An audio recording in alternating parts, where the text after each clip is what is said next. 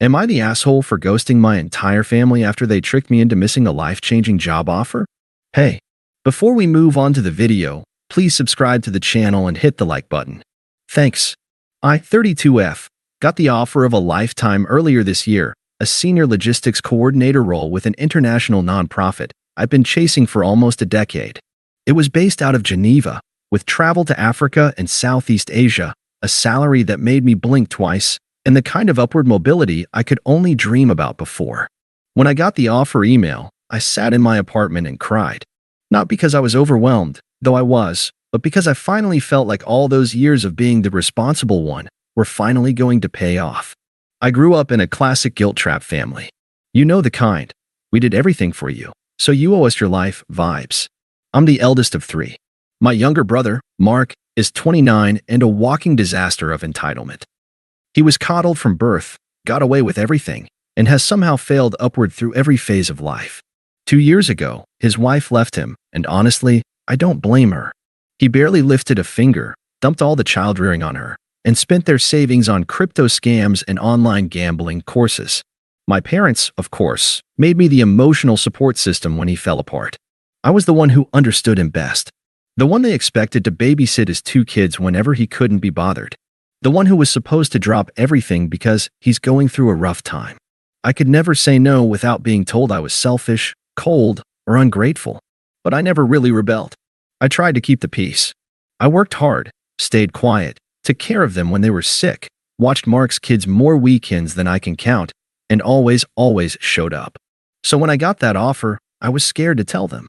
I waited 3 days before I finally told them over dinner at my parents' house. My mom was cooking her Sunday roast, and Mark was there with his kids, who were running circles around the dining table. I remember I actually practiced the sentence in my head beforehand. I've accepted a position overseas. I even smiled when I said it. Big mistake. The room went silent. My mom didn't say anything at first, just stirred the potatoes with a little too much force. My dad looked up from his newspaper and blinked. Mark? Mark just started laughing. Wait, you're moving? Like, out of the country? Geneva, I said. Switzerland. Jesus, he muttered, shaking his head. So you're just gonna dip? Seriously. I've been working toward this for years, I said calmly. It's everything I wanted. That's when the barrage began. My mom turned around and gave me that look, the one I've been getting since I was 12 and didn't want to clean up after Mark. And what about us? Who's going to help out around here? I blinked. What do you mean, help out? Mark has the kids. We're not getting younger. You know how much we rely on you. I know. But I'll still be able to visit on holidays, and visit, she snapped. Visit? This isn't a vacation, my name. This is your family. You don't just visit your family. Mark chimed in then, shaking his head. Unbelievable. You know, Jen did the same thing. She bailed when things got hard. You're turning into her. I couldn't believe what I was hearing. I had spent years cleaning up after this man's messes, raising his kids on weekends, taking time off work when he couldn't be bothered. And now I was being compared to the woman who had finally had enough? I'm not abandoning anyone, I said slowly, trying to stay calm. I'm taking a job. One job. That I earned. You just don't care about anyone but yourself, my mom muttered. My dad, silent for most of this, finally added, well, don't expect us to drop everything when it doesn't work out. I went home that night in a daze. I thought maybe it was just the shock, maybe they'd calm down and come around in a few days. But instead, it got worse. Over the next 2 weeks, I was hit with the full manipulation playbook. Texts like, just remember who was there for you when no one else was. Mark's kids keep asking where you'll be. I don't know what to tell them. Do you really want your father's last memories to be of you leaving him behind? That last one hit hard. My dad wasn't dying. At least, not that I knew. He had high blood pressure and arthritis, but he was still doing yard work every weekend and walking the dog for an hour every morning. But they knew how to push the guilt button. I kept packing. I kept telling myself that it didn't matter, that this was my life, and I had to live it for me now. I tried to focus on practical things, selling my car, arranging temporary storage, finalizing visa paperwork. My flight was set for Sunday evening. I even planned a goodbye brunch with friends that Saturday. Then, Saturday night at 9:17 p.m., I got the call. It was my mom. Her voice was panicked, frantic. Your dad's had a heart attack. We're at the hospital. They don't know if he's going to make it. Please come quick. I dropped the phone. I was in the car in under 5 minutes. I didn't even change. I just drove straight to the ER in pajamas and a coat, praying under my breath the entire time. My mind was racing. What if I left and never saw him again? What if he died while I was halfway to Switzerland? When I got there, my mom met me in the lobby. She looked exhausted. Her eyes were red like she'd been crying. She hugged me and whispered, "He's stable now. They're running tests." I tried to see him, but she said they weren't allowing visitors just yet. Something about keeping him calm. She told me to wait. I sat in that hospital for 6 hours. They never let me see him. A nurse finally came out and told me he'd been resting comfortably and had been moved to observation. They were monitoring his vitals and would let the family know more soon. It was 3 a.m. by the time I left. I went back to my place and stared at my packed bags. My suitcase was zipped. My documents were laid out on the table next to my passport. My flight was in 15 hours. I didn't go. I called the airline and canceled my ticket. I emailed HR at the nonprofit and told them there had been a family emergency. They were kind, but said they had to move forward with another candidate. I lay in bed the entire next day with the curtains closed, phone off, like I was grieving someone. In a way, I was. What I didn't know was that the real betrayal hadn't even hit me yet. The next few days passed in a blur. I stayed at my parents' house, barely sleeping. My mom insisted on cooking big meals to keep everyone's strength up, though no one had much of an appetite. My dad was kept in the hospital under observation, and I kept asking when I could see him. Soon, my mom would say vaguely, "He needs rest." Mark stopped by constantly, always conveniently right around mealtimes. He'd say things like, "Glad you're staying. It's a blessing in disguise," or "The kids missed you. I don't know what I would have done without you this week." No thanks, no apology for how he'd spoken to me before. Just entitlement wrapped in casual arrogance. I asked more than once to go to the hospital. My mom would always find a reason why it wasn't a good idea. They've moved him to a restricted wing. He's sedated. The doctor said he shouldn't be agitated. It didn't sit right with me. On the third day, I decided to go on my own. I got into my car and drove to the hospital early in the morning before anyone could stop me. I told the front desk who I was and asked to see my father. The nurse frowned. "He was discharged yesterday." My stomach dropped. "What? Your father?" "Yeah, he was discharged around 6:30 p.m. I think he walked out with your mother." I remember them because he made some joke about the coffee tasting like dishwater. I stood there, frozen. She must have seen something in my face, because she added, "You might want to call the family. Sometimes communication gets mixed up." I drove home in a fog. When I walked in, my mom was in the kitchen, humming and slicing apples. I didn't say anything right away. I just stood there, watching her move around the kitchen like nothing had happened. Finally, I said, "The hospital says Dad was discharged yesterday." She didn't even look up. "Yes, he's resting upstairs. You told me I couldn't see him, that he was still in recovery." She turned then. "Well, he needed a bit more time before you lied," I said, louder than I meant to. "You've been lying this whole time." She stopped. Her mouth pressed into a thin line. "We had to do something. You were about to ruin everything." My brain couldn't even process the words. "Ruin? What?" "Mark is falling apart. Your father's health has been rocky. You were about to abandon us. We couldn't let that happen." I laughed. Actually laughed. The sound was sharp and ugly and cracked down the middle. "So you staged a fake medical emergency to keep me from getting on that flight?" "It wasn't fake," she snapped. "He had chest pain. It could have been serious, but it wasn't. And you knew that." She looked me straight in the eyes. "You wouldn't listen. You were too busy chasing your selfish little dream to think about your family." I was shaking. My hands, my knees, even my voice. "You cost me everything. You cost me the job. Do you have any idea what that means?" What I gave up. "It was never going to work out anyway," she said, folding her arms. "You don't belong over there with those people. You belong here." "I don't belong anywhere near this house," I said, barely holding back tears. "This is insane." That's when Mark came in, holding his youngest daughter. "What's going on?" "She found out," my mom said flatly. He groaned. "Oh my God, are we really doing this?"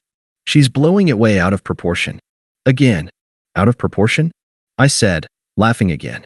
"You people tricked me. You faked a heart attack. You manipulated me into staying." "You're acting like you're the victim," Mark said, setting his kid down. "But let's be real, it's not like you were going to send money home. You weren't going to help Dad. You weren't going to help me with the girls. You were going to bail. You're not my responsibility." I shouted. Your life is a mess because you made it that way. I didn't cause this, and I'm not going to clean it up anymore. Mark rolled his eyes. You always think you're better than us. Just because you got some stupid degree and think the world owes you something. That's rich, coming from someone who's been living off handouts for the last 2 years. My mom gasped. Don't speak to your brother like that. I'm done, I said. I'm done playing the caretaker. I'm done being the responsible one. I'm done letting you people use me. I packed my things and left that day. Not to the airport. It was too late for that. The job was gone. They'd moved on. I was left with a broken lease, 2 months of expenses I wouldn't get back, and a resume gap I couldn't explain without sounding unhinged. But worse than that was the feeling of betrayal. Deep, personal betrayal by the people who were supposed to protect me. The following weeks were rough. I moved back into my tiny one-bedroom, got a contract gig that barely paid the bills, and spent my nights staring at the ceiling, replaying that moment over and over again, my mother saying, we had to do something. They didn't even call to apologize. Instead, they sent me a group text about 2 weeks later. My mom wrote, I hope you've had time to calm down. We did what we did out of love. You'll understand one day. Family comes first. No apology. No ownership. Just more gaslighting. I didn't reply. They started a campaign with mutual friends and extended family. Suddenly, I was ungrateful, abandoning her sick father, refusing to help Mark in his time of need. The narrative was spreading. One of my aunts even called me crying, saying I should forgive them, that they were just scared of losing me. I wanted to scream every time someone said that. If they were scared of losing me, then they should have treated me like someone worth keeping. But they didn't. They treated me like a tool, a plug for every hole in their sinking ship. And for the first time in my life, I finally realized I didn't owe them anything. I had no money, no job prospects, and no idea what came next, but I had my freedom, and I was going to build something they could never take from me again. In the weeks that followed, I stopped answering their calls. I didn't block them yet. I wanted to see what they'd say, whether the truth would ever come out, whether anyone, would apologize. But all I got were messages thick with guilt and delusion. We did what any good family would do. Don't throw away everything over one little misunderstanding. Mark needs you more than ever. You're punishing the kids now too. Dad isn't doing well again. He asks about you every day. They couldn't even keep their lies straight. One minute my father was fine and enjoying retirement. The next he was on death's door again. I stopped replying altogether after Mark sent a voice note saying, come on, it's been weeks. Just come over. The girls miss you. You're making this so dramatic. It was like watching the world's most twisted puppet show and realizing I'd been the star marionette for decades. I buried myself in contract work. It was boring, unfulfilling, and paid half what I was worth, but it got me by. I started putting together a new resume from scratch, tailored specifically for international applications. I cut the drama out of my online presence, locked down my social media, and began applying quietly, methodically. I also went to therapy, something I've been putting off for years. I sat across from my therapist that first session, arms crossed, expecting her to tell me I was wrong, or being too harsh, or needed to forgive them. She didn't. She said, that wasn't love. That was control. You were groomed to sacrifice yourself. They didn't care about your dreams, only about what you did for them. Every session peeled back a new layer. My whole life, I had been the helper, the babysitter, the emergency contact, the emotional sponge. I realized I had never made a single big decision without factoring them in. Their approval, their comfort, their convenience. That ended now. 2 months after the fallout, I saw a job listing that made me sit up in bed. It was for a logistics lead position at an international research institute, different from the nonprofit that had offered me the Geneva post, but still prestigious, still global. The position was based in Nairobi with rotational work in Copenhagen and Geneva. The pay was better. The title was higher. I applied the same day, and I told no one. I didn't even tell my closest friends. I didn't want to hear another, but maybe your family didn't mean it like that, or they're just scared of losing you. I had already lost everything once. I wasn't letting that happen again. The interview process took nearly 2 months. Long stretches of silence. Days of anxiety. Panels with 3 to 5 people at a time. Case simulations. Psychometric testing. Through it all, I never broke the mask. Not once. They offered me the position in January. I stared at the email for a long time before I opened it. My hands were shaking when I saw the words. We are pleased to offer you the position. This time, I didn't cry. I didn't dance. I didn't call anyone. I just sat there and breathed. It was mine, and they weren't going to take it from me. I made my plans quietly. I arranged storage, sold what I didn't need, signed the housing agreement overseas, and booked a one-way ticket. I paid out my lease 3 months early in cash and gave notice at my contract gig without fanfare. When my parents asked to meet for dinner and talk things out, I told them I was busy. When Mark asked me to help him just for a week because his ex was being crazy again, I said I was traveling for work. And then I disappeared. I left at 4 a.m. on a rainy Tuesday morning with one suitcase and a carry-on. I turned my phone off before I got to the airport. The silence was intoxicating. When the plane took off, I didn't look out the window. I didn't need to see the place I was leaving behind. I already knew it by heart. Every obligation, every sacrifice, every time I'd bitten my tongue to keep the peace. Let them wake up and find out I was gone. Let them sit in their fabricated emergencies without me. Let them figure out how to survive without the daughter they'd only ever used. I landed in Nairobi just before midnight. The air was thick and warm and smelled of dust and sea salt. I didn't know a single person there. And for the first time in my life, that felt like a blessing. I slept for 10 hours straight in a bare apartment with one mattress and no curtains. And when I woke up, I felt free. The first message came 5 days after I arrived in Nairobi. It was from Mark. "Hey, Mom says you're not answering anyone. We're getting worried. Call back." I ignored it. 3 hours later, a follow-up text. "Where are you? Seriously, this isn't funny. Dad's asking for you." I turned the phone off. I had a SIM card from my new company and a new number now. I only turned my old one on when I wanted to watch the circus. It didn't take long before the group messages started. "Mom, if something has happened to you, we need to know. Just tell us you're safe. Dad, you can't just vanish. This isn't like you. Come home. Mark, I've been dealing with the girls nonstop, and I really needed your help this week. You said you'd be there for us."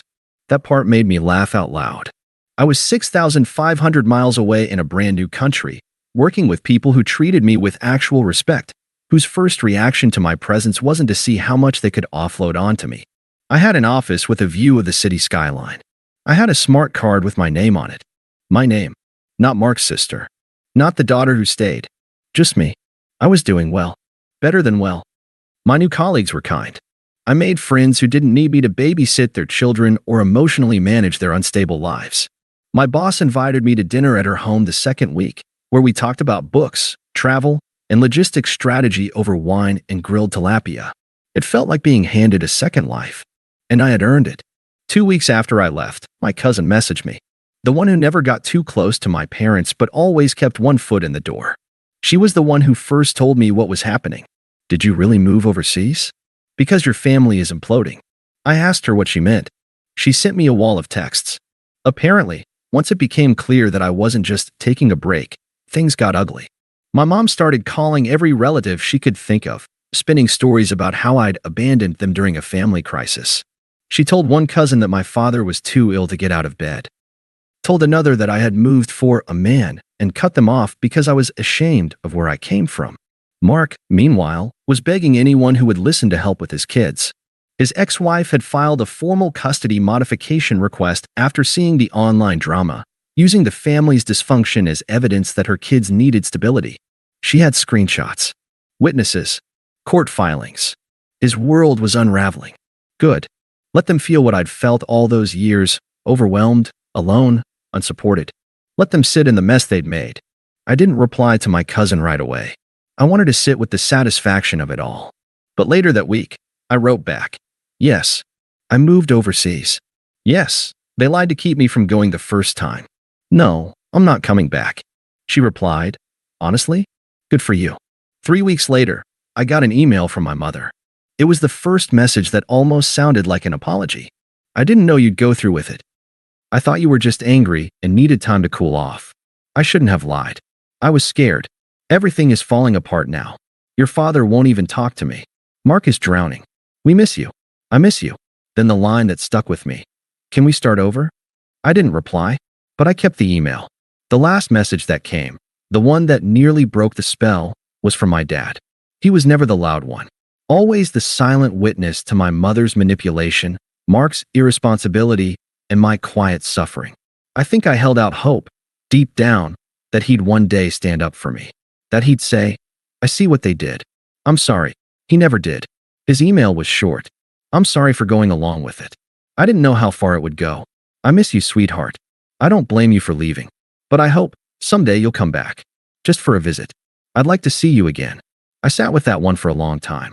It was the closest thing I'd ever gotten to accountability. But it wasn't enough. Not yet. I wrote a reply. I never sent it. It sat in my drafts for 2 months. It said, "You watched them manipulate me my whole life. You watched them weaponize guilt and obligation. You watched me give up opportunity after opportunity, and when I finally chose me, you stood with them. I loved you. I needed you. And you stayed quiet. Maybe one day I'll visit. But it won't be for you. It'll be to remind myself how far I've come." I never hit send. Instead, I wrote a new email to HR at my company. I asked if I could extend my contract past the initial 12 months. They said yes.